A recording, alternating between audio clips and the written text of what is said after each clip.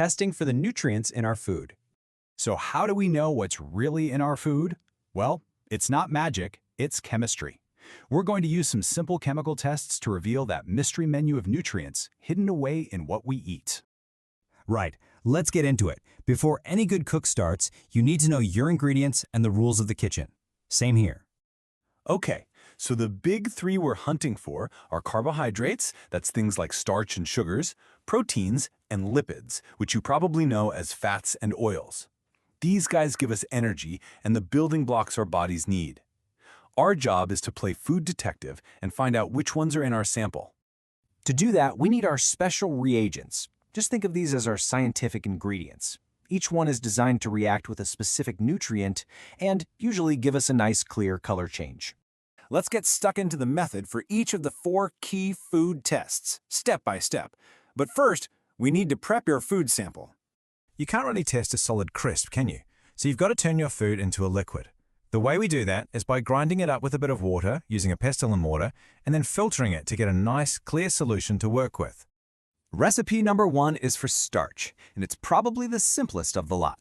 We're looking for complex carbs here, the kind you find in potatoes, bread, and pasta.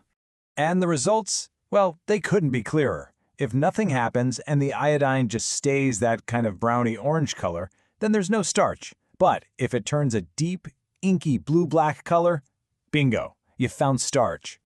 Let's move on to our next recipe. This one's for reducing sugars, like glucose. Now, this test is a little different because it needs a bit of heat to get the reaction going. So we'll be using a hot water bath. What's really cool here is that a positive result isn't just one color.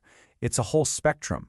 It'll go from green if there's only a little bit of sugar, through yellow and orange, all the way to a fantastic brick red color if there's loads of sugar present. Okay, next up, protein. This test is absolutely essential for finding things like meat, eggs, or beans in a sample.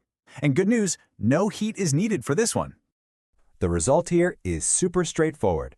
If it stays blue, no protein. But if that solution turns a lovely purple or lilac color, you can be certain you've found protein. And our final recipe is for lipids, or fats. This one is a bit of a curveball, because we're not actually looking for a color change. We're looking for something else entirely. See, fats and water don't mix, right?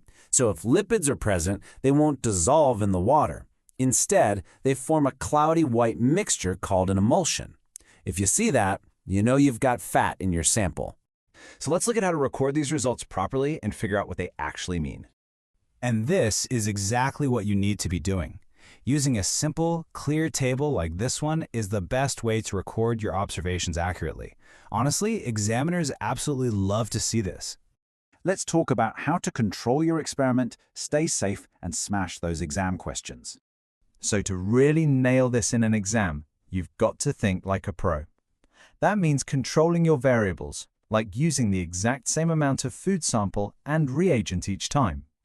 You've also got to put safety first. So that's eye protection on, be careful with that hot water bath, and remember, ethanol is flammable, so keep it well away from any flames.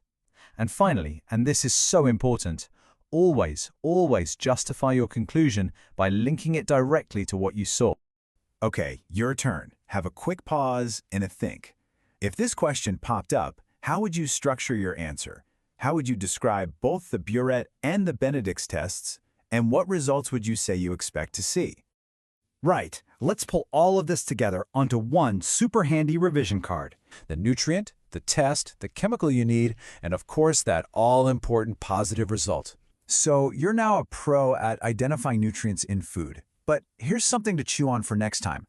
How does the amount of energy that each of these food groups provides actually differ? That's a great question, and it links this practical to the bigger topics of diet and respiration. Thanks for joining me in the lab today.